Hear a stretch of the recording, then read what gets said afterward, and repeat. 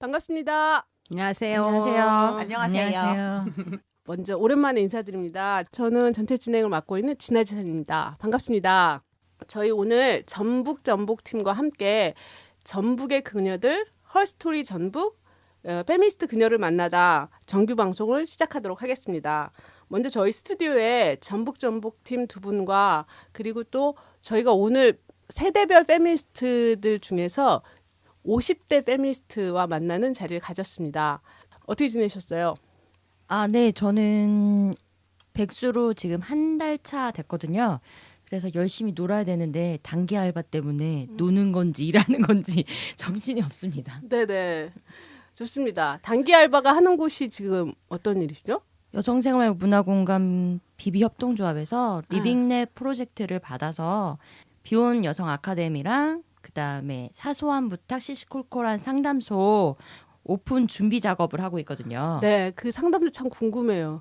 그러게 그렇죠? 어떻게 될지 저희도 궁금합니다. 네, 다음에도 계속 소식을 전해 들었으면 좋겠습니다. 도도님은 어떻게 지내셨어요? 네, 저는 일하지 않고 잘 먹고 잘 사는 사람 2명이 추가되어서 그들과 어떻게 잘 놀 것인가를 생각하며 즐겁게 지내고 있네요. 네, 저희 오늘 주인공들 모셨는데요. 페미니스트 그녀를 만나다 50대 두 분 나오셨는데요. 한 분은 바풀님, 한 분은 경숙님 두 분 나오셨는데요. 각자 소개를 간단하게 해주시겠어요? 반갑습니다. 엄청 긴장되네요. 저는 바풀이고요. 여성 운동판에서 있은 지가 한 20년, 25년 뭐 이렇게 되는 것 같아요. 그러니까 주로 이제 하던 일은 여성 폭력과 관련된 일을 했는데 조금 곁다리로 뭐 성별 영양분석 평가나 이런 것들을 했던 경험이 좀 있습니다. 반갑습니다. 네, 반갑습니다. 반갑습니다. 예, 안녕하세요. 50대로 소개되는 것에 깜짝깜짝 계속 놀래는 그리고 인정하고 싶지 않은 그런 경숙이고요. 저도 한 20여 년 한 것 같아요. 여성운동에서. 그리고 이제 한 가지 주제를 지금 하고 있는데요. 반성매매 운동하고 성매매 여성들의 인권 지원하는 활동입니다. 그래서 전북 여성인권지원센터에서 활동하고 있는 경숙입니다. 네, 반갑습니다. 저희가 시즌 1에 헐스토리 전북 그녀 세대별 했는데 여기 나오셔서 60대 분도 니네가 나이를 밝혀서 싫다 이런 얘기를 하셨거든요. 제가 너무 구리게 기획했나 봐요. 내년부터는 이렇게 컨셉을 좀 달리 해야 될 것 같다는 생각이 듭니다. 네, 어쨌든 초대에 응해주셔서 감사합니다.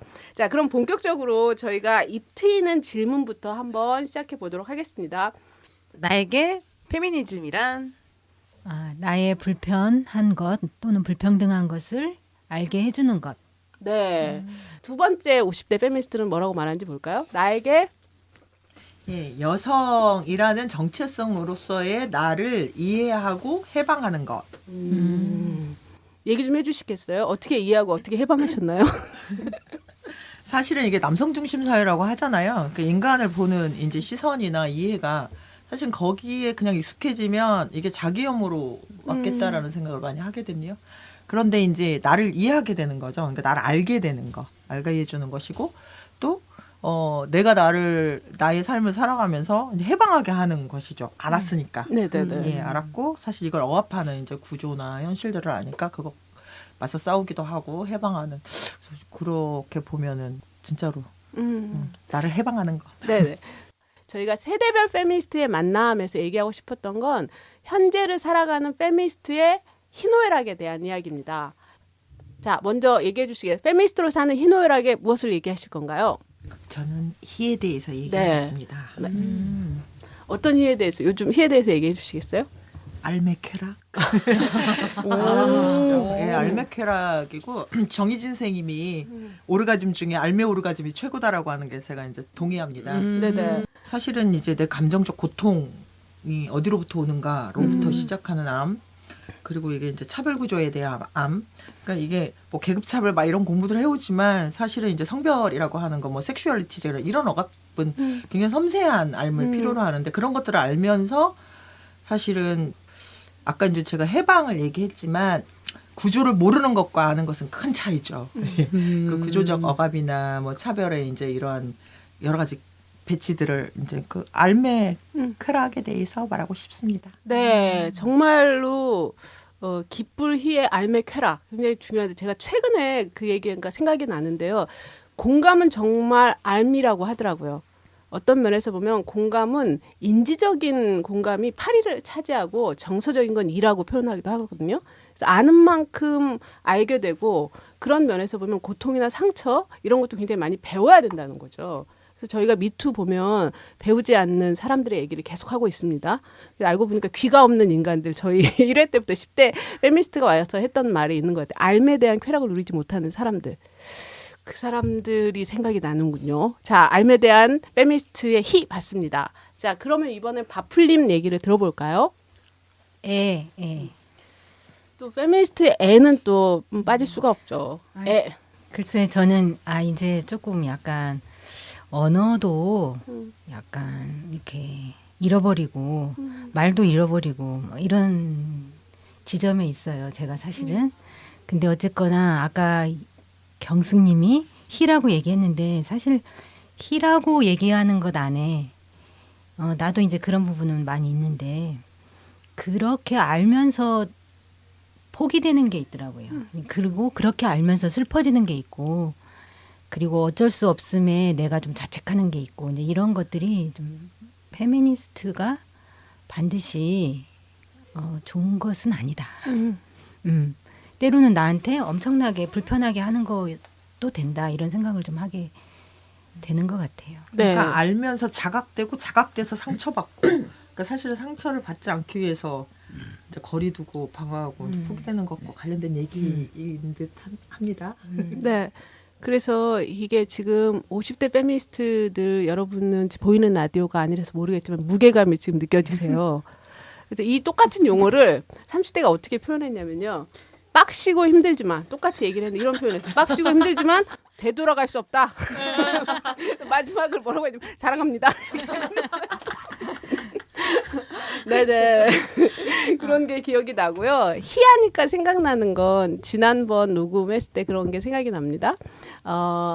이 친구가 이제 경수님이 반성매매 운동 단체에서 오랫동안 일하셨는데 거기에 있던 활동가예요. 그 친구도 이런 얘기를 했어요. 최근에 전주에서 국제 포럼을 했습니다. 네덜란드랑 스웨덴의 반성매매 활동가를 초청해가지고 했는데 그때 보고 나서 자기가 굉장한 기쁨을 느꼈다. 그래서 뭐냐면 효능감을 느꼈다고 하더라고요. 자기가 바라는 세상이 되고 내가 정말 잘하고 있구나. 자부심이 있구나. 그래서 사실 요즘에 페미니스트 살아가는 게 효능감이나 희열이 굉장히 필요할 때가 아닌가라는 생각이에요. 그러니까 애도 많이 생각이 들어요. 좌절하고 힘들고 뭐 그런 자각 때문에. 그렇지만 또 그 애가 우리를 살아가게 하는 거 아닌가 또 하거든요. 그런 걸 다시 한번 생각해 보게 됐습니다. 자, 그러면 입트이는 마지막 질문인데요. 마지막 질문은 전북 지역의 스피크 아웃. 자, 두 분은 뭐라고 지역에다 얘기하는지 한번 들어볼까요? 성매매는 젠더 기반 폭력입니다. 그래서 이제 논문 쓰지 말라고 그랬는데요. 젠더 기반이 잘 이해가 안 될 수 있는데 이게 성별 권력 혹은 성별 차별에 기반한 폭력이라고 하는 것이고 이것은 여성에 대한 폭력으로 보통 설명되기도 하지만 꼭 생물학적 여성만을 지칭하는 말은 아닐 수도 있는 그러니까 성별 권력 체계가 반영된 폭력입니다. 근데 성매매가 사실 이렇게 이해되지가 않아요. 예, 그래서 성매매는 이제 성폭력이나 가정폭력 등의 젠더 기반 폭력과는 별개의 것들로 돼서 이 부분을 강력하게 주장하고 싶습니다. 네. 그래서 스피크 아웃 외치고 싶다. 그러면 지역의 저 주제를 어떤 사람들한테 가장 외치고 싶으세요? 스피크 아웃. 모든 사람에게 사실 페미니스트들 중에서도 이게 동의가 안 되는 이제 조금 다른 입장을 가지신 분들이 있고요. 그 다음에 전혀 아무 고민과 아무 사유와 공부하지 않고 그냥 성매매는 자발적 여성들의 또 뭐 필요악에 의해서 존재하는 뭐 것들이다라고 하는 말을 하는 사람들은 이 말 해도 전혀 귀를 열지 않겠지만 그래도 외치고 싶습니다. 네, 그래서 젠더 기반 폭력이 전 시장처럼 있는 게 지금 집결지죠. 그래서 집결지를 없애지 않고서는 굉장히 그 부분을 여성들의 인권을 보호하고 인권이 나아졌다고 볼 수 없는 현실이라고 생각합니다. 그러면서 선미촌에 새로운 전시관이 만들고 인권 교육의 현장이 있다라는 건 우리가 전주 지역에서 전북 지역의 숙명 운동의 가장 큰 성과라고 생각을 합니다. 좋습니다. 제가 그래서 지역에 이렇게 외치고 싶다 말씀하셨고요. 두 번째 이야기 한번 또 들어볼까요? 바풀님께서는 사실 여성이 안전할 수 있는 것을 나부터 찾자 이렇게 얘기를 했는데요. 그러니까 우리가 지금 미투 운동이나 이런 거를 볼 때 나의 시각으로 보면 미투 운동은 사실 성별을 좀 분명하게 전선을 긋고 시작하는 거잖아요. 그래서 나의 안전을 위협하는 게 사실은 남성이다라고 보지만 더 들여다보면 훨씬 더 복잡한 게 있거든요. 그러니까 예를 들면 남자 여자의 임금 격차나 또는 남성 여성의 노동 시장의 참여율이나 또는 뭐 여러 가지 것들이 그런 거에 기반해 있는 거고 그런 거가 사실상 더 위험한 요소이고 그런데 그러면서 이제 성별 권력 관리가 유지된다라고 보는데요. 이런 것들에서 보면 안전이라는 거를 단순히 폭력을 예방하고 그거를 예를 들면 뭐 치료하고 보호하고 이런 의미가 아니고 여기에서 안전은 전반적으로 여성의 삶이 안전해지는 거 이런 것들이라고 봐요. 네, 네. 중요한 얘기 해주셨던 것 같아요. 사회 안전망이라고 하는 부분에서 사회 구조를 다루지 않으면 저 안전 문제는 해결될 수 없다고 저도 생각을 하는데요. 그런 면에서 보면 여성 폭력에 대해서 큰 프레임을 바꿀 수 있는 게 저는 미투가 사회에서 내준 이야기인 것 같아요. 우리가 권력을 어떻게 바라봐야 되고 일상의 민주주의가 미투를 통해서 어떻게 확산되는지 이런 거를 볼 수 있었던 좋은 기회입니다. 자, 좋습니다. 저희가 입트는 질문을 해봤는데요.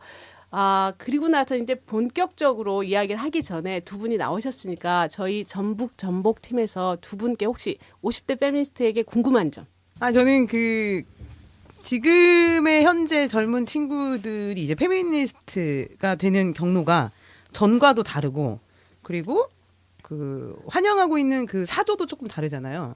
그리고 방식도 다르고 그래서 제일 처음에 궁금한 점은 그거였어요. 요즘의 젊은 친구들이 자기들 페미니스트라고 하는 특히 레디컬 페미니스트들이나 그런 친구들을 볼 때 어떤 생각이 드는지가 궁금했던 것 같아요. 반갑고 고맙습니다. 사실은 이제 일본의 페미니스트들 올드 페미니스트들이 많이 있잖아요. 그러면서 그 박근혜 정부 들어섰을 때, 네. MB 정부 들어섰을 때부터 이제 그런 이야기들이 많이 나왔는데 뭔가 이제 그게 정권과 상관이 없는 얘기기도 하고 이제 뭐 연결된 얘기도 했을까 그때 그런 얘기 많이 했어요. 근데 한국의 여성 운동이 계속 이제 일본처럼 올드해질 것이다. 그래서 우리 세대가 계속 그냥 갈 것이고 젊은 세대들이 페미니스트가 되지 않을 것이다라고 한 우려가 있었어요. 그런데 이제 최근에 네. 어쨌든 레디컬 페미니스트들의 화력도 대단하고 그래서 이제 관심 갖게 보고 있고 사실 저 개인적으로는 그들에게 걸림돌은 되지 말아야겠다. 이제 이 선배 세대들이 사실은 이제 그런 생각을 합니다. 그래서 굉장히 반갑고요. 그 치열한 고민 그리고 그 일상성 자기 삶에 이런 것들과 다 연결시키면서 해서 특히 사실은 이제 이 선배 세대들의 우리들의 운동 방식 법제도 정책을 바꾸는 거였고 그것은 일정 부분 이제 정치 권력과의 로비적 활동이라든지 뭐 이제 이런 뭐 이슈 파이팅이라든지 이런 걸 해왔지만 지금 이제 저는 지난번에 이제 집회들을 이제 막 수만 명이 모여서 하잖아요. 그런데 여기에 정부 관계자가 그러니까 면담을 했다. 뭐 비공개지만 이런 걸 보면서 그냥 이렇게 정책적 로비라든지 뭐 이런 방식이 아니라 정말 이슈 파이팅을 하고 운동하고 저항하는 힘만으로도 사실은 이런 이제 정책들을 바꿔낼 수 있는 그런 운동이 가능하구나라고 하는 생각도 하고요. 특히 SNS 기반하는 이 활동들은 사실 혁명적이잖아요. 예, 그래서 오프라인 방식이 아니라 온라인 안에서의 수많은 네트워크들이 연결되는 방식이라든지 그래서 나는 이제 아주 반가운 마음이고 그렇습니다. 네, 그래서 두 분이 공교롭게도 딸들이 있어요. 그래서 20대의 딸들이 있는데 넷 페미니즘도 얘기해 주시면 좋고요. 그게 안 되면 딸들과의 SNS를 어떻게 활용하고 계신지도 얘기해 주시면 좋겠고 안 그러면 또 어떻게 딸들하고 페미니즘 관련해서 요즘 이야기를 하고 있는지 어떤 궁금합니다. 제가 딸이 없어가지고. 글쎄 저는 따로 페미니즘에 대해서 딸들과 얘기하거나 이러지는 않고요. 그냥 내가 살아가는 모습 자체가 그냥 딸한테 보여질 거다라고 생각을 하고 나머지 것들은 본인이 이제 알아서 정보를 취합하거나 그리고 결론을 내리거나 하는데 뭐 예를 들면 이제 가끔 엄마가 이렇게 집에 일찍 들어와라 뭐 이런 것들을 얘기하거나 하면 엄마 페미니스트 맞아? 뭐 이렇게 질문을 그래서 내가 나는 안전이 중요하다 막 이런데 절대 설득이 안 되는 이런 것들이 좀 있죠. 그리고 사실상 딸들의 그런 질문을 통해서 내가 페미니스트 아닌가? 나 그렇게 믿고 살았는데 또 틀렸나? 막 이런 생각하게 되죠. 네. 근데 사실 지금의 20대들은 그 우리가 갖지 못한, 그러니까 우리 50대가 갖지 못한 당사자성을 갖고 있다라고 봐요. 그러니까 현장에서 우리 송혁생은 엄청나게 그 20대와 호흡을 했지만 저는 이제 그렇다라기보다는 뭐 글을 통해서나 아니면 TV를 통해서나 보고 그러는데 그럴 때 보면 20대들은 자기 문제를 정확하게 알고 있는 것 이게 아주 아마 굉장한 파워를 일으킬 거라고 생각을 하고 그것들이 아마도 구조 속에서 자기 자신을 더 자각한다라고 한다면 엄청난 변화가 우리 사회에 있을 거다라는 생각이 들더라고요. 그래서 20, 30대가 갖고 있는 정서 좀 배울 게 많다 이런 생각을 해요. 그리고 특히나 이제 최근에 여성의 전화에서 발간한 그 20대 여성들의 글쓰기 자료를 봤는데 야 우리가 상상하지 못했던 커밍아웃들을 해가지고 야 정말 어쩌면 부러운 어쩌면 그럴 수 있나 그 당당함 이런 것들이 되게 부럽더라고요. 네, 부럽기도 했지만 일상에서 얼마나 치열한가 그런 생각도 들기도 하더라고요. 그런 면에서 보면 한편으로는 짠하기도 하더라고요. 그런 면에서. 이제 저희 아이는 큰 아이는 큰 딸은 중고등학교 때까지 이제 그 제가 어쨌든 뭐 여성 운동을 하니까 나는 사회 운동을 하긴 하지만 여성 운동은 안 할 거야 이런 얘기를 했었거든요. 왜 그러면 결혼을 못 할 것 같아. 뭐 이제 이런 식의 약간 너무나 그래서 그냥 그랬었는데 최근에 이제 이런 얘기를 그때 자기가 했던 그 빠은 이야기들에 대해서 너무 부끄럽다며 지금 사실 이제 페미니스트 네트워크 활동을 하진 않지만 이제 페이스북을 통해서 정보를 계속 공유하고 친구들하고 또래들하고 얘기를 하면서 이제 최근에 일어나는 일들에 대해서 굉장히 민감하게 보고 있고 최근에 한번 통화를 했는데 본인이 치열하게 고민하더라고요. 그러니까 레드컬 페미니스트의 이제 탈코르셋 운동이라든지, 그다음에 이제 생물학적 여성만 챙기고 가겠다라든지, 이제 이런 입장들에 대해서 본인이 그거는 너무 극단적이지 않아? 그런데 그게 맞는 것 같고 필요할 것 같긴 해. 그런데 내가 그것을 함께 가지 않는 건 내가 자꾸 회피하는 거고 너무 비겁한 거 아닐까? 그래서 막 고민하길래. 너는 입장이 좀 다른 거지 그러면 거기 가는 친구들은 그런 고민 않고 그냥 가니까 그런데 어쨌든 이제 그런 치열한 자기 고민으로 그런 것들을 보면서 지금 이 물결이 상당히 이게 있고 지금 이렇게 가시적으로 그들의 이제 그룹으로 이렇게 드러나진 않지만 지금 젊은 여성들이 모두 다 이제 그 세대를 살고 그 현장에서 고민하고 있구나 이런 생각을 하게 됐어요. 네, 그래서 저도 기대가 되면서 한편으로는 어떻게 해야 될까 그런 고민이 많이 되기도 해요. 그러니까 지금의 20대들의 10년이 너무 기대가 되기도 하는 거예요. 우리의 삶 전반에 있어서 새로운 운동의 물결이 들어오게 되고 그런 대중화된 힘이 일상의 개인의 삶에서 얼마만큼 삶의 지평을 넓혀줄 것인가. 근데 그게 얼마나 구조가 받쳐줄 것인가. 그런 부분을 생각을 해서 방해물이 되지 말아야겠다 그런 생각을 하면 또 한편으로 그럼 해야 될 게 뭔가 이런 생각을 하게 되는 것 같아요. 방해물이 되지 않는 것뿐만이 아니라 저는 적극 같이 해야 되지 않나라는 생각이 드는 게 형국의 백내 씨가 너무 거세서 사실 20대, 30대 또는 10대 여성들의 당사자성은 여기 있는 우리 40대 이상의 당사자성과 다른 여성이잖아요. 한국 사회에서. 그래서 사실은 정치 권력을 바꿔내는데 할 수 있는 역량을 집결해야 된다고 저는 개인적으로 생각하는데요. 그렇게 해서 미투 이후의 과정을 사회 전반이 준비해줘야 되는데 그 부분에서는 이제 선배들의 그동안에 했던 경험이 그리고 앞으로 지향하는 게 들어가 있어야 된다고 생각을 합니다. 그런 면에서. 이제 본격적으로 책 이야기로 한번 들어가 볼까요? 저희 헐스토리 전북 그녀라는 코너에서는 페미니스트가 추천한 책을 가지고 낭독과 함께 즐거움을 하는 책입니다. 두 분 다 50의 무게만큼 무거운 책을 다 골랐는데요. 2015년부터 페미니즘의 도서와 관련돼서 굉장히 의미 있는 책들이라고 생각합니다. 먼저 경숙님부터 소개한 책을 한번 볼까요? 제목은 사람, 장소, 환대고 저자는 김현경 씨입니다. 출판사는 문학과 지성사이고요.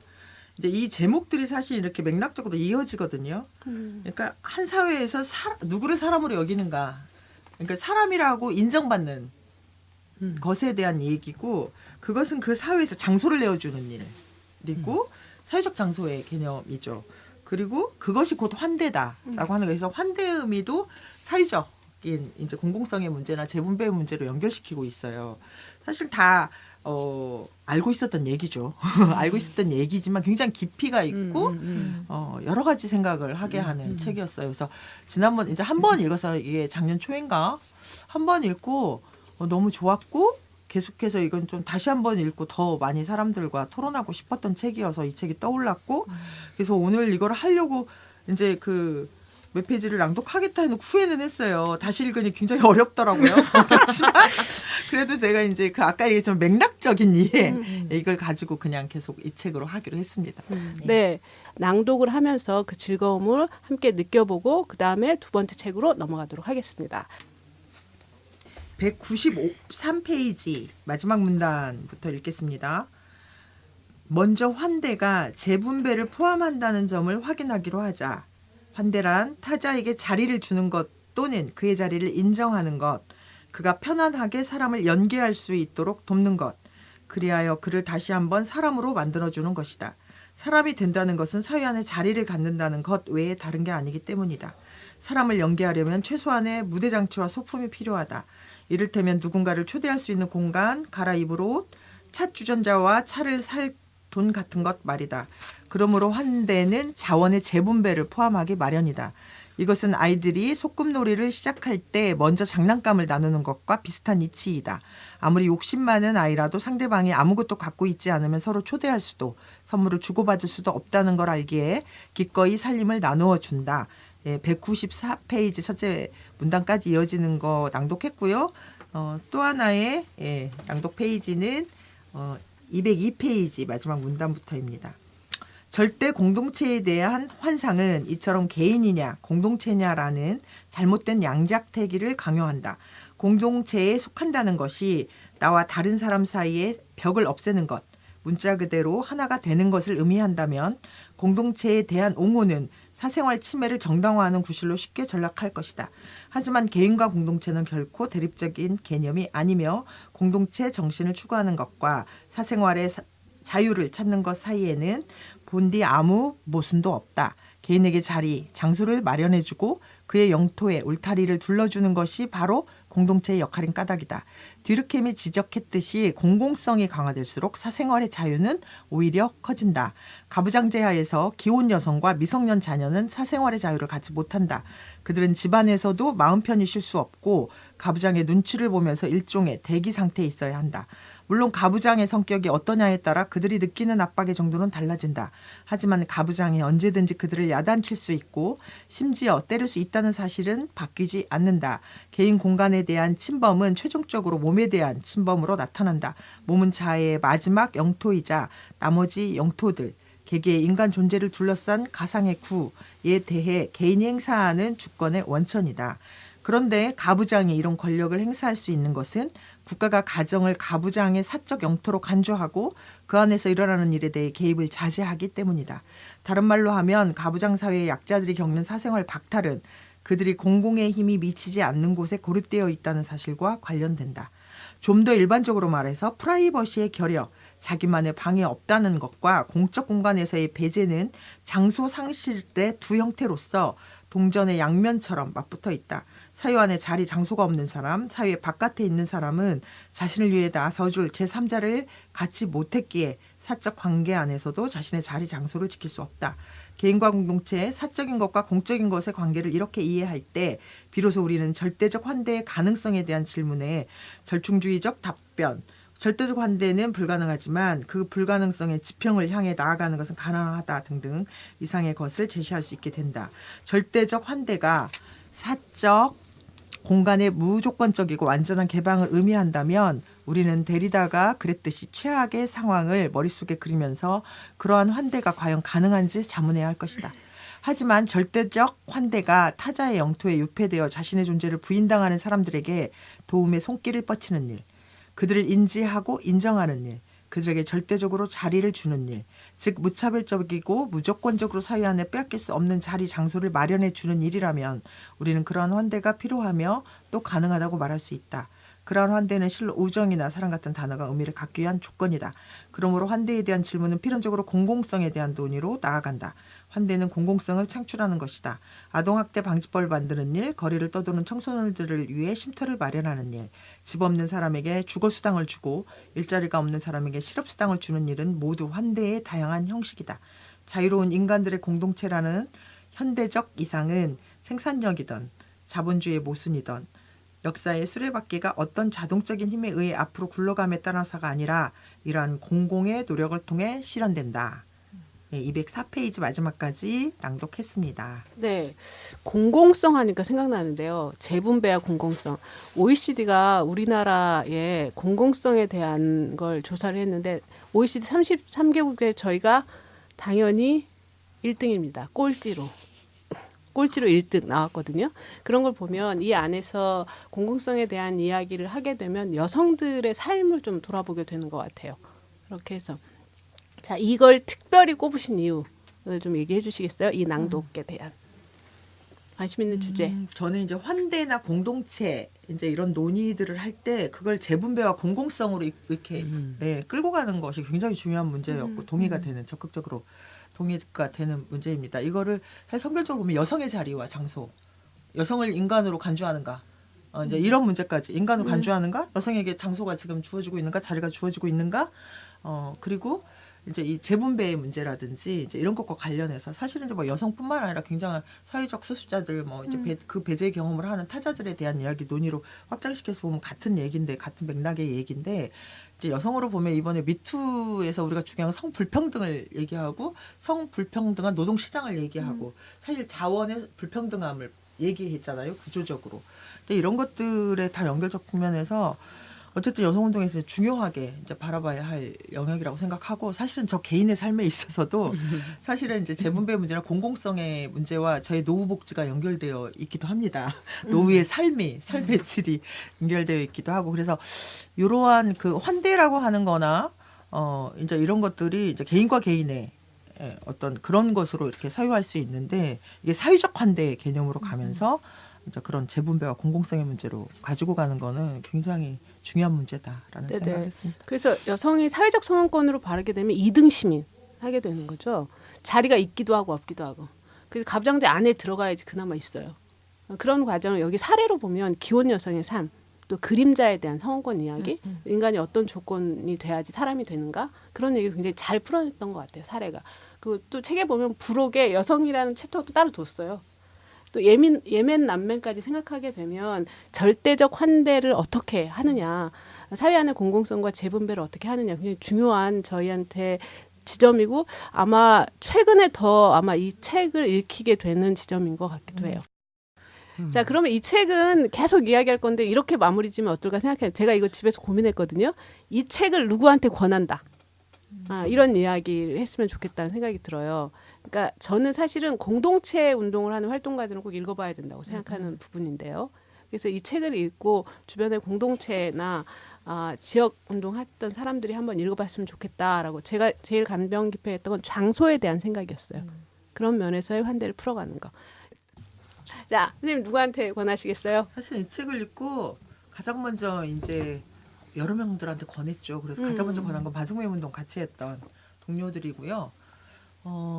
이런 거죠. 그러니까 아까 여성의 장소와 자리가 없는 것에 대한 얘기했지만 이것이 이제 또 어떤 여성에 대한 얘기냐라고 했을 때 성매매 여성을 저는 생각할 수밖에 없고 정말 인간으로 여기는가, 뭐 장소가 있는가, 이들을 환대하는가. 그러니까 여성에게 조건부 환대를 한다고 김연경 저자가 얘기하지만 제가 경험하는 건 성매매 여성에 조건부 환대도 없거든요. 가부장제 하에서 네, 조건부. 네. 성매매 여성은 가부장제 밖에 있죠. 예, 완전 밖에 존재하기 때문에 이제 뭐 하여튼 그래서 했고 굉장히 고맙다고 너무나 좋은 책을 추천받았다고 얘기를 했었어요. 근데 저는 이 책의 가치를 아는 사람들에게 추천하고 싶습니다. 네. 오늘 아침 신문을 봤는데요. 신문에 뭐가 나왔냐면 배제에 대한 이야기가 했던 게 기억이 나는데요. 최근에 미투 사건 가해자 금전적 손실의 최고액이 떨어졌거든요. CBS CEO 사장인데 1,350억 원을 퇴직금을 줄 수 없다. 그 얘기를 나왔어요. 근데 그 재분배가 어디로 갈지 나 너무 궁금한 거예요.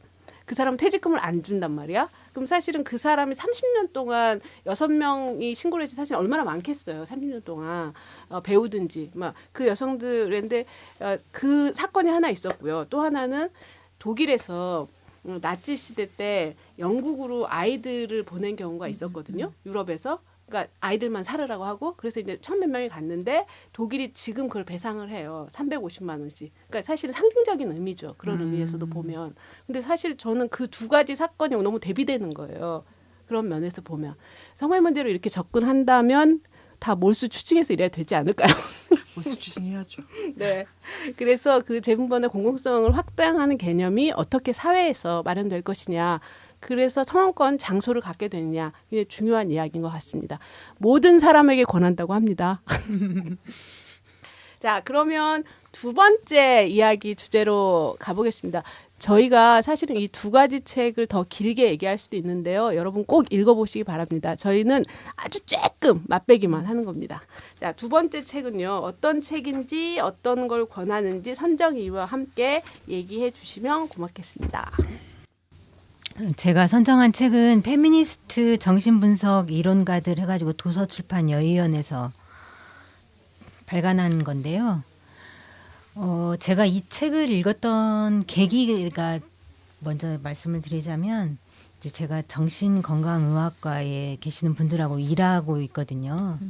그래서 사실 좀 약간 그분들하고 얘기할 때 제가 뭐 모르고 접근할까봐 그리고 그 관계 안에서 내가 페미니스트임을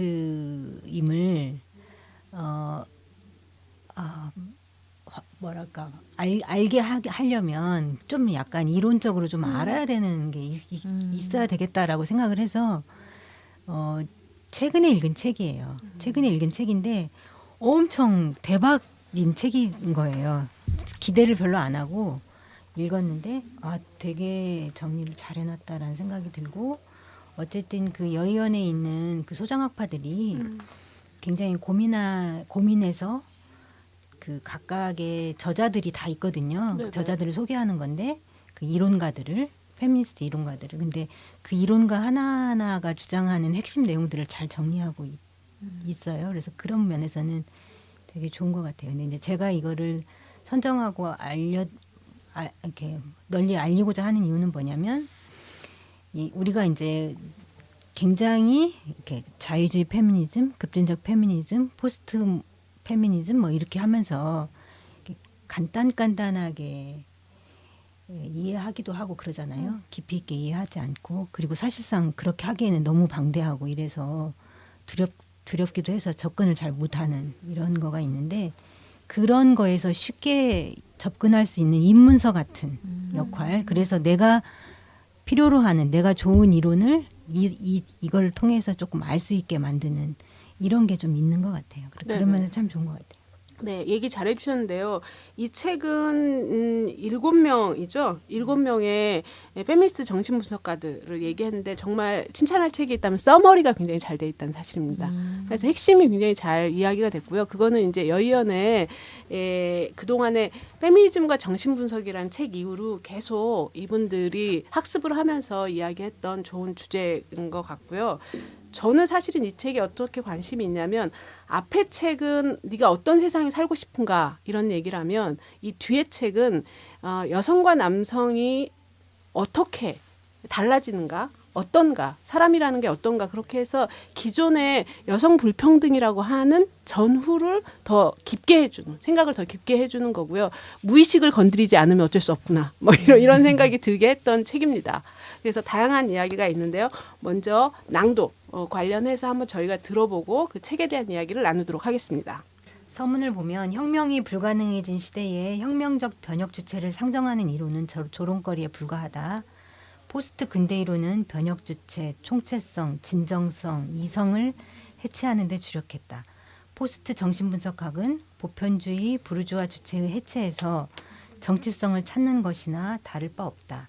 역사의 변혁 주체로 상정되었던 노동자 주체, 혁명 가능성이 사라진 마당에 여성 주체가 대신할 수 있는가? 이게 이 책의 의미예요.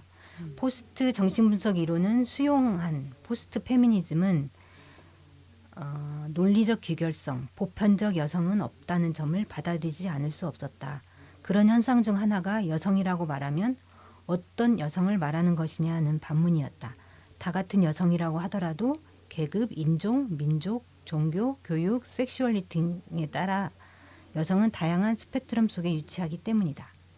여성을 하나의 동질적인 범주로 묶을 수 없게 되자 포스트 페미니즘은 대문자 여성 없는 페미니즘을 거론하기에 이르렀다. 여기서 여성이 없다는 것은 개별 여성이 없다는 말이 아니라 하나의 다리난 정체성을 가진 여성이 없다는 뜻이다. 여성, 남성은 반복적인 젠더 수행에 따라서 형성되는 것이므로 생물학적으로 주어진 자연이 아니다. 따라서 자연과 같은 기원을 가진 여성은 신화가 된다. 포스트 페미니즘은 여성으로서의 정체성을 해체하는 것에서 정치성을 찾게 되고 그로 인해 다형 도착적인 젠더 섹슈얼리티와 연대할 수 있는 가능성을 열어나가게 된다. 하지만 다른 한편으로 포스트 페미니즘은 젠더를 넘어 여성이 없는 페미니즘이 가능한가라는 질문에 대답해야 하는 궁지에 몰려 있었다. 사람들은 현재 유행하는 이론이 과거 이론을 극복하고 넘어선 것으로 착각하는 경향이 있다. 하지만 이론은 일직선적으로 발전해 나가는 것이 아니다. 문제는 해결된 것이 아니라 망각되었고 이론의 역사 또한 많은 부분 되풀이된다. 미래가 과거로부터 온다면 우리는 과거의 고민들 속에서 현재의 문제점과 여전히 만나게 된다. 세련된 포스트 페미니즘은 여성, 남성 그런 것들은 없다고 선언해왔다. 그런데 흥미롭게도 여성 주체의 종언에 반발하여 강력한 여성 주체의 재등장을 원하는 목소리가 최근 들어 부상하기 시작하였다. 세련된 포스트 모더니즘이 이론적 소박함과 생물학적 본질주의라는 이유로 폐기 처분했던 급진적 페미니즘이 귀환하고 있는 셈이다. 최근 한국 사회에서 페미니즘의 부활은 여성 혐오에서 비롯되었다고 해도 지나치지 않을 것이다. 여성 혐오, 여성 살해, 메갈리아, 일배 현상과 마주하면서 선명하고 분리주의적인 젠더 전선이 다시 형성되고 있다. 포스트 페미니즘이 젠더 허물기에 주력했지만 그런 허물기가 젠더 사이의 권력 불균형과 비대칭성을 허물어내는 데 사실상 무력했다. 그러다 보니 여성 행위 주체의 실체를 상정하는 것을 두고 벌어진 소모적인 본질주의 논쟁과는 별도로 다른 한편에서는 강력한 여성 행위 주체에 대한 갈망과 그리움이 있었던 셈이다. 바로 그렇기 때문에 지금의 상황에서 여성 주체, 젠더, 섹슈얼리티의 가능성을 모색했던 이론들을 재조명하고 재활용 필요가 있다. 네. 요즘 이론 재활용합니다. 인본주의도 재활용합니다. 자, 그래서 하는데요. 먼저 이걸 선별한 서문에 대한 이야기를 한번 들어볼게요. 어떤 부분이 와닿았다고 하셨잖아요. 그 부분에서 그 부분을 얘기해 주시고 같이 나누고 싶은 얘기도 있으면 얘기해 주시기 바랍니다. 저는 사실 우리가 이제 그 예를 들면 페미니즘이 뭐냐라고 물었을 때 페미니즘은 사실 여성이 처한 불평등을 해결하고자 하는 노력들이었잖아요. 근데 그런 노력들이 이제 예를 들면 노력들 안에서 여성이 차이가 없다. 또는 뭐 여성의 차이가 있지만 차이를 강화시키는 것이 가부장제다. 또는 여성이나 남성을 정체화하기는 어렵다. 그렇기 때문에 그것조차 그러니까 예를 들면 뭐 섹스조차 젠더화 된 거 아니냐 이렇게 물으면서 그런 것들에 대한 계보학적으로 다시 한번 나를 통해서 이렇게 덮어가는 이런 것들에 대한 노력들이 필요하다라는 주디스 버틀러의 주장에서까지 사실은 그러니까 지금의 제가 볼 때는 지금의 현상에서 그러니까 지금 한국 사회 여성의 현상 안에서 그것을 이렇게 나로부터 그러니까 지금은 당사자성이 워낙 강조되기 때문에 그리고 이거는 왜 중요한가라고 하면 우리가 그동안의 여성운동은 물론 제도화를 주장하고 여러 가지 방면에서 이렇게 노력을 했지만 사실상 분야를 보면 폭력 뭐 이런 부분이 좀 한정되어 있잖아요. 그리고 그거를 통해서 혜택받는 여성들도 한정되어 있고 근데 지금은 당사자성을 갖는다라는 것은 자기 현장에서 자기가 얘기할 수 있는 거를 갖는 거잖아요. 근데 그런 거에서 보면 이렇게 나로부터 시작되는 고민의 출발점을 덧터갈 수 있게 하는 것 이게 이 책의 의미이고 그래서 그거를 이렇게 좀 더 세밀하게 나의 고민들을 접근할 수 있는 것이 아닌가 이런 생각이 들었어요. 네네. 최근에 이제 아마 2018년에 아마 가장 뜨겁게 달구지 않았나 싶어요. 2015년부터 다양한 행위 주체들이 나오기 시작했었고 그런 스펙트럼도 굉장히 넓어졌지만 이 급진 페미니스트라고 하면서 여러분들이 그 단일한 정체성에 대한 이야기가 하게 되고 사회적으로도 그거에 대해서 다시 문제 제기를 하게 되면서 드러났던 거. 실제적으로는 포스트지만 현실은 포스트가 아니었던 거죠. 그런 면에서 보면은. 네. 그래서 그런 괴리를 어떻게 할 것인가에 대한 이야기가 드러났던 것 같아요. 그런 면에서 보면. 근데 저는 지금의 논쟁을 본질화시킨다고 생각하지는 않거든요. 그런 면에 사유를 빚게 한다고 저는 생각을 해요. 그런 면에서 보니까 왜냐하면 어떤 특권이나 권력에 대해서 다시 생각해보는 그런 시점을 모두에게 제공해주는 시점이라고 생각을 합니다. 자, 여러분들은 어떻게 올 한 해 다양한 여성운동의 주체들을 보면서 올 한 해 어떠셨는지? 우리가 포스트 페미니즘 어쨌든 이제 그 포스트한 어떤 이론과 사실 저도 이제 페미니즘의 공부의 맥락이 다 그쪽 경향으로 해왔어요. 주디스 버틀러의 뭐 N개성이라든지 이런 입장에서 왔는데 최근에 이제 이런 도전 받으면서 다시 보게 되는데 미투 국면하고 이어지면서 현재 해석을 할 때 그게 아니고 이 괴리가 있는 거죠. 현실은 그게 아니었다라는 말에 진짜 동의하거든요. 그러니까 지금 아까 말한 이제 레디컬 페미니스트 뭐 그럴 때 그 입장에 동의하고 이런 건 아니지만 나는 이제 그리고 계속해서 그러니까 내가 여성주의 눈을 가지고 살았다고 생각했는데 많은 부분 포기하거나 협상하거나 이러면서 살아와서 이걸 제대로 또 보지 못했다. 그래서 다시 보니까 말도 못하게 불평등해요. 자원의 문제든 무슨 뭐 정치 권력까지는 안 가도 일상적 자원의 이런 문제가 이 지역사회 하나에서도 성불평등한 것이 어마어마해요. 이 불평등성이. 이게 이제 다시 보이는 거예요. 이제 그러면서 지금은 어느 입장이냐가 아니라 이제 이 현실을 정말 직시하고 이걸 어떻게 변화시킬 것이냐가 난 굉장히 중요한 지금 페미니즘 이슈가 이다라고 한 생각을 또 하게 돼요. 네, 저는 엄청 응원합니다. 너희들 오래 살 거기 때문에 사회는 반드시 변해야 되고요. 응원하는데 저는 이제 현 시점에서 어떻게 연대를 하면서 운동을 풀어나갈 것이냐는 지혜를 모아야 한다는 점이에요. 그러니까 그게 또 팟캐스트에 이면서 다양한 이야기를 들어보고 싶거든요. 그러니까 그런 과정이고 그래서 2019년이 기대가 돼요. 그래서 내가 있던 자리는 이제 고집할 수가 없다는 건 확실했었어요, 제가. 그러니까 그런 부분에서 어떻게 연대할 것이냐는 고민되는 지점인 것 같아요. 이 과정에서는 보면. 그러니까. 연대를 고민하기 전에 이제 아까 걸림돌은 되지 말아야겠다 하는 말은 이제 어떻게 보면 뭐 살짝 유머 코드도 들어가고 진실도 담긴 말이지만 내 세대로서의 내가 가지고 있는 자원을 총동원해서 내 역할을 해야겠다. 이제 우리 세대 역할을 해야겠다는 생각을 하고 있어서 사실 내 역할 잘해주는 것이 각자의 연대의 자리에서. 길을 여는 것이다라는 생각을 해요. 그러니까 이제 연대를 자꾸 생각하면서 그들을 주체로 생각하는 것 같지만 또 자칫하면 이제 그들 대상화하는 방식의 이런 생각을 할 수도 있거든요. 맞아요. 네네네. 사실 이제 조금 다른 얘기인데 성별 권력 관계 안에서 그러니까 지금의 미투 운동 이런 것들을 보면 사실 지금의 현상에서 그러니까 주디스 버틀러가 얘기하듯이 성은 남성이든 남성 또는 여성으로 정체화할 수 없다라는 걸 전제로 한다면 성별 권력 관계라는 의미 내용 그 기표라고 하죠. 이거를 확장시킬 필요는 있다. 그러니까 예를 들면 생물학적 범주를 그렇죠. 넘어서는 건 생물학적 있죠. 범주를 넘어서야 되는 건데 우리는 아직 거기에 머물러 있는 거가 되게 저는 좀 안타깝고 그랬을 경우 그 안에 포섭할 수 있는 사람들이 엄청나게 많을 거라는 거죠. 왜냐하면 이게 불평등이 너무 고착화되어 있기 때문에 그래서 이게 사실은 여성뿐만 아니라 그거 지금 현재의 구조와 나의 뭐 젠더나 섹슈얼리티나 뭐 섹스나 이런 것들을 다 드러냈을 때 나오는 어떤 차별성 이런 것들을 다 드러내게 만들면 사실 이게 남성 여성이다라고 보지 않아도 된다라는 거죠.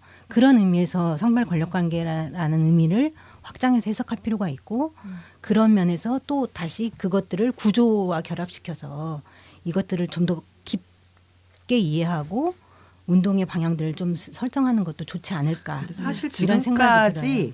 지금까지 그렇게 해오는 게 주류였어요. 제가 볼 때 한국의 그 여성 운동이나 페미니즘 운동은. 그런데 지금 좀 각을 세울 필요가 있다고 저는 생각을 합니다. 그러니까 자, 지금부터 다 이야기하십시오. 각을 세워서 다 각을 얘기하십시오. 세워야 할 필요가 있고. 그러니까 이제 그 저는 요즘에 네, 뭐 이거 이렇게까지 얘기해. 정말 어떤 그 각각의 그 영역들이 있는데 정말 성매매 여성만 챙기고 하겠다 막 이런 마음이 생기는 거예요. 사실 미투 국면에서 성매매 경험 여성들은 엄청난 소외감과 배제감을 또 느끼거든요. 상처받았어요. 그러니까 미투도 좀 가진 여성들이 하는 거구나 이런 거를 알게 됐고 자기들이 당했던 거는 그렇게 보면 성폭력은 성폭력이라고 사회적으로 인정도 받지 않고 네가 자발적으로 원해서 뭐 이제 이러고 네가 돈 벌었잖아라고 하는 것으로 이거는 또 한 번의 상처를 이제 받는 거죠.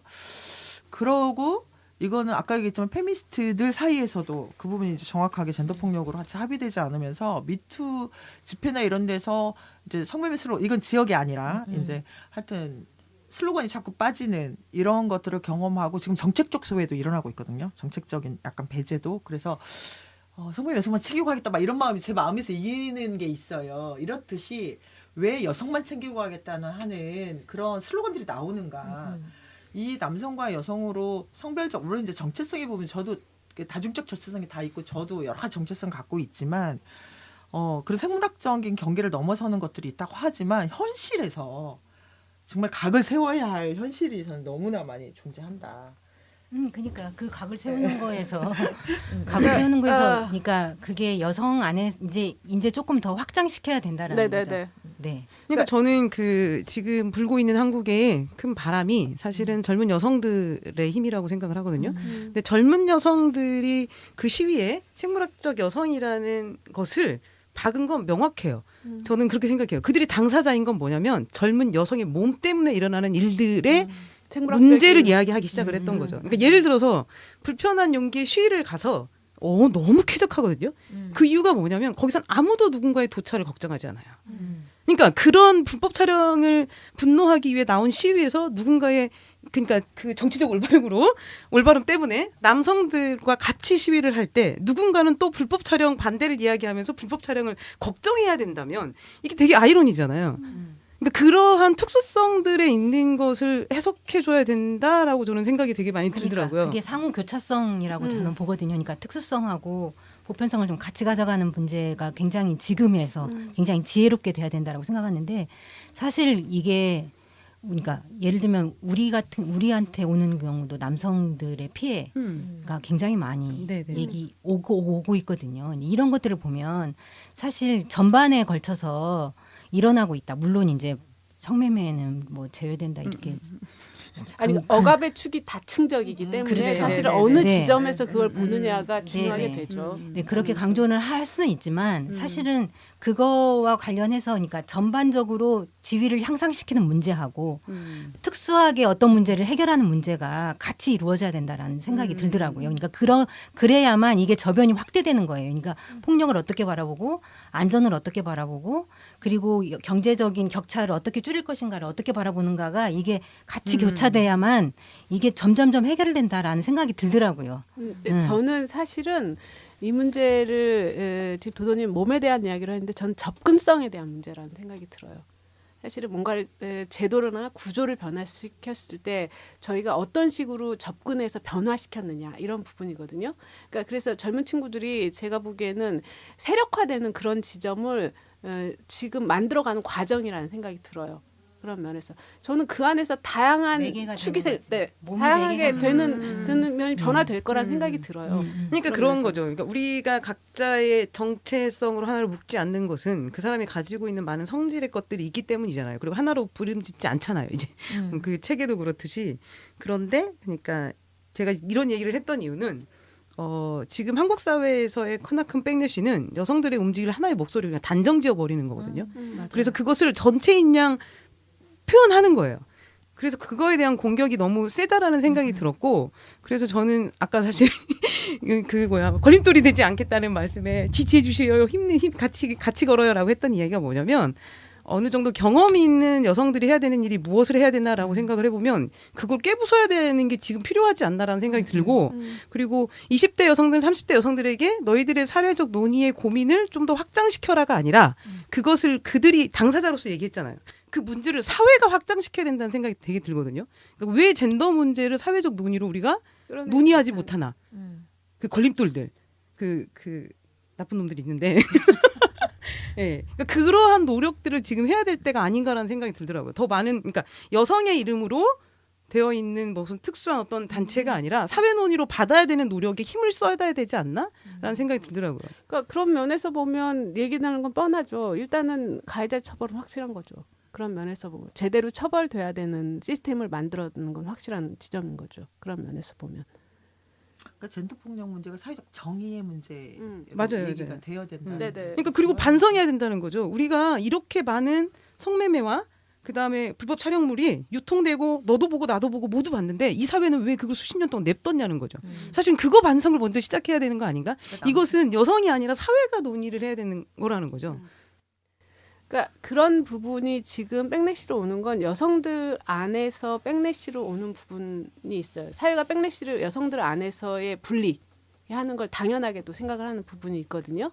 그러니까 운동하는 여성들한테 물어본잖아요. 정치적 올바름. 사건이 하나 날 때마다 페미니스트들한테 계속 뭐 인터뷰가 가요.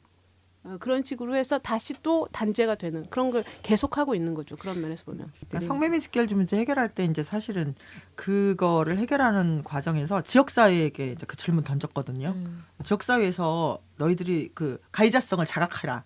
묵인 동조 뭐 이게 했던 그 가해자를 자각하게 하면서 지금 이제 어쨌든 과정을 갖고 있는데, 지금 얘기하는 거는 그 거대한 성산후 카르텔의 자유로운 남성, 그러니까 거기에 가해자이지 않은 남성이 과연 손꼽을까? 성구매자 DB를 구축해가지고 이걸 돈벌이로 삼은 업자가 있는데 이게 1,800만 명의 성구매자 리스트를 갖고 있는 것이 이제 그것이 기사가 됐거든요. 성구매자 아닌 남자가 대단하다. 어디 있는가라고 하는 거고, 특히나 그 불법 영상물을 보는 이런 것들은 뭐 100원이면 보고 500원이면 본다고 했을 때 이 거대한 카르텔 안에서 자유로운 게, 그러니까 이건 사회에게 던진 질문이면서 남성 개개인에게 당사자성의 가해성을 자각하게 하고, 사실은 이제 그거가 처벌 구조로 갈 수도 있지만 어쨌든 사회적으로 정말 문제 삼는 이 가해자들이 드러나게 하는 방식, 이런 것들이 굉장히 중요한 문제라는 생각을 해요. 네. 그러니까 권력을 가지고 있다라는 거에 대한 문제 제기를 계속 하고 있는데 그게 사회적으로 인정이 되지 않는 거죠. 그런 면에서 보면. 네, 좋습니다. 그래서 지금 이제 저희가 얘기되는 게 여성 주체에 대한 이야기 계속 얘기를 하고 있는데요. 혹시 이 책을 읽으시면서 이제 제가 되게 페이퍼 자체를 보내오셨거든요. 그래서 너무 많은 걸 못 다뤘는데 이 7명 중에서 한 사람은 좀 얘기해보고 한 사람은 내가 정말 마음에 든다. 그래서 제가 여쭤봤어요. 그랬더니 이분이 마음에 든다. 그분 얘기 좀 해주시겠어요? 그리고 마무리. 7명 중에서 이분이 마음에 든다. 그러니까 사실 이론을 공부한다라는 거는 사실 그 맴도는 거나 비슷한 거 아니에요? 그러니까 이론에 너무 매몰되면 사실 현실을 좀 제대로 못 보는 것도 있고, 오히려 현장성을 가지고 자기가 거기서 전력 투구했을 때 훨씬 더 풍부한 내용들이 나오는 게 있어요.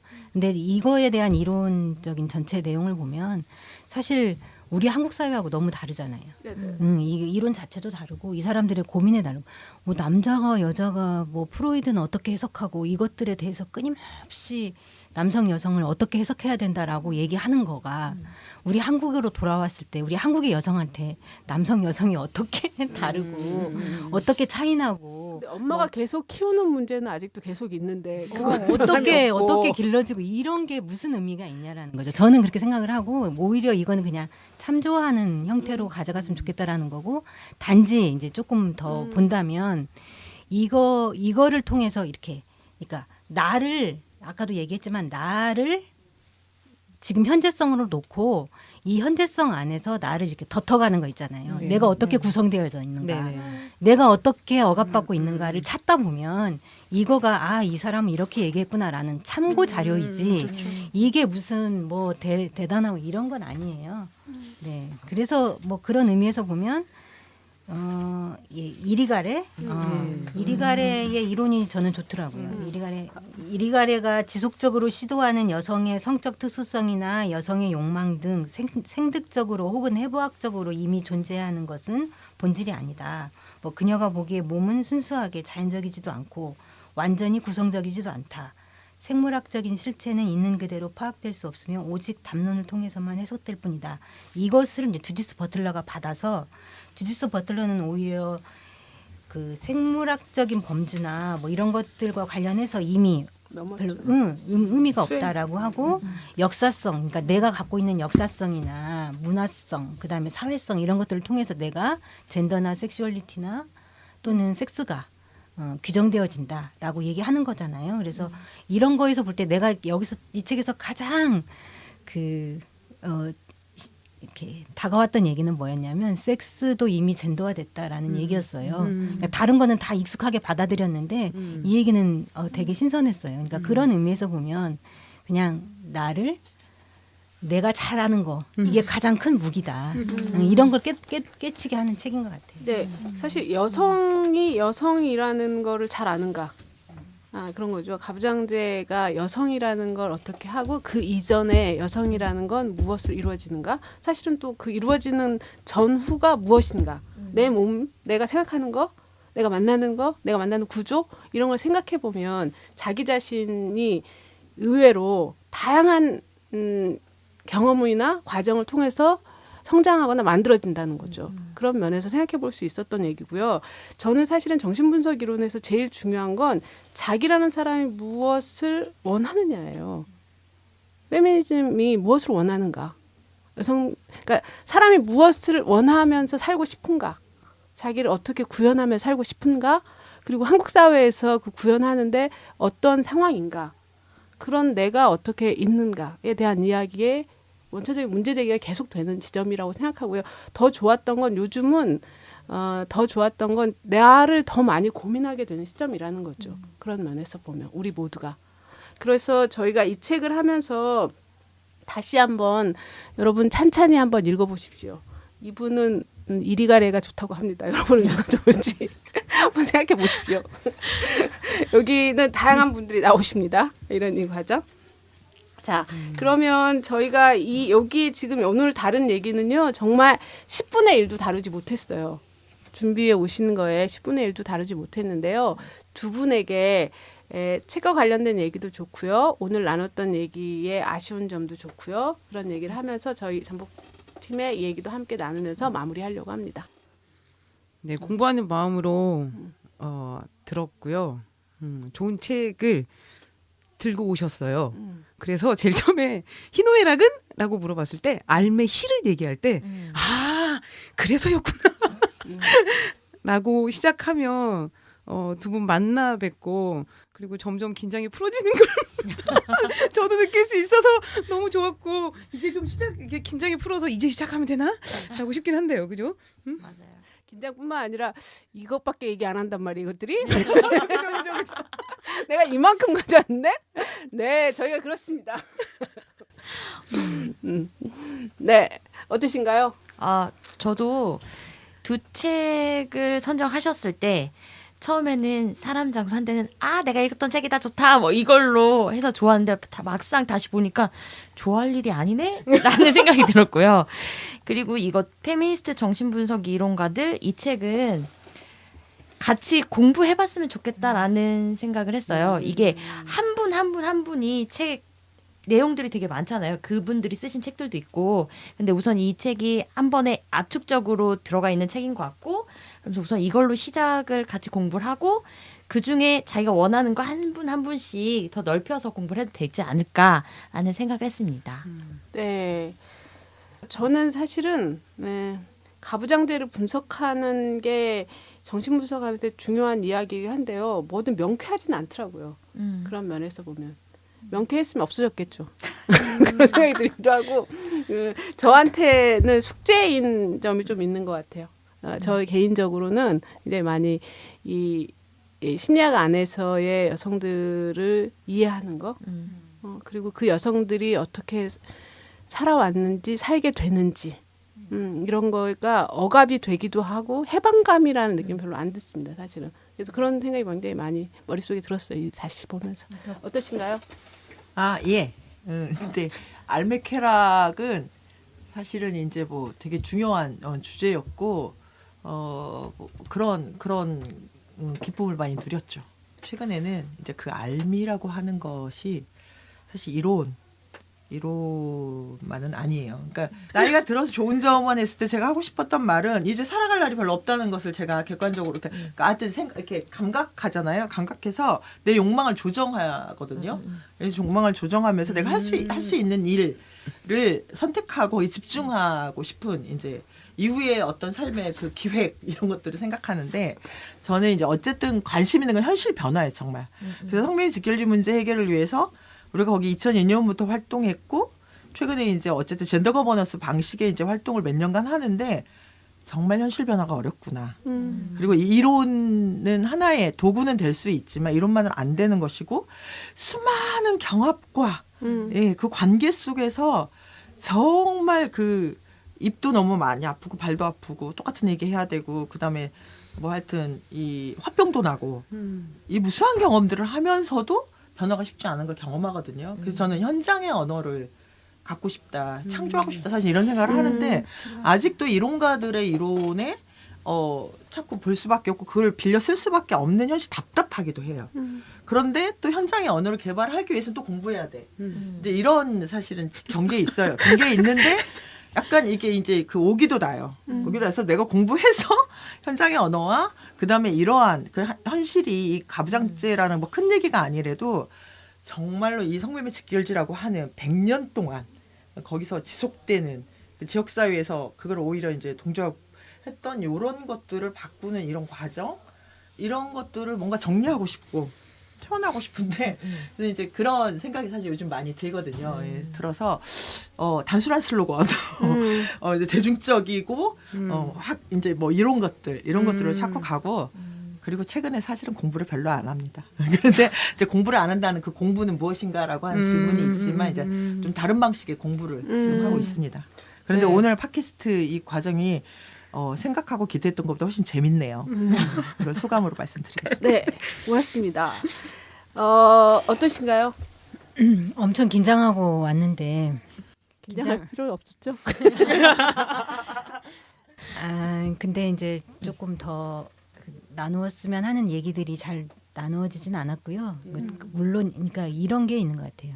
그러니까 현장성을 갖는 거는 힘을 갖는 거잖아요. 근데 이론을 아는 거는 사실 힘은 없는 거잖아요. 그런 면에서 보면 이게 그러니까 내 것으로 체화되지 않는 그런 거를 좀 느끼게 했고 그럼에도 불구하고 되게 오늘 이런저런 얘기하면서 많이 정리된 것 같고 나를 아는 거가 남한테 얘기할 게 아니라 내 스스로 노력하는 것 이게 되게 필요할 것 같다라는 생각이 들고 그 내가 경험하고 있는 것과 관련한 것을 어떻게 하면 이렇게 풀어낼 수 있을까 이런 고민을 좀 하게 되는 날인 것 같아요. 네네. 알겠습니다. 저는 두 분 나와주셔서 감사하고요. 저는 두 가지 다 이론을 다루긴 한데 두 가지 다 힘을 주는 책인 것 같아요. 그런 면에서 보면. 저는 이론의 궁극적인 건 사람들을 이해시키고 힘을 주는 과정인 거예요. 삶을 독해하도록 해줘야 된다고 생각하거든요. 그래서 이론은 사실은 문해력이어야 된다고 생각해요. 이해하게 해주는 힘. 그래서 다양한 책들이 나와야 된다고 생각합니다. 그런 의미에서 보면. 그래서 저희가 낭독으로 하는 즐거움은 이런 것을 누리는 즐거움. 그런데 이게 페미니스트가 권하니까 삶에서 권했겠죠. 사실은.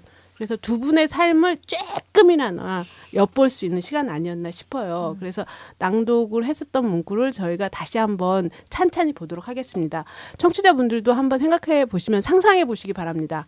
성매매 현장에서 일하는 50대 페미니스트와 그리고 삶 안에서의 지금의 현재 여성들의 모습을 다시 반추해보고 자기를 한번 돌아보라 하는 성찰적인 물음을 다시 한번 제공했던 페미니스트를 통해서 여러분의 삶을 다시 한번 찬찬히 들여다볼 수 있는 시간이 되면 전북의 헐스토리 전북은 여러분한테 의미 있는 시간이었을 거라는 생각이 듭니다.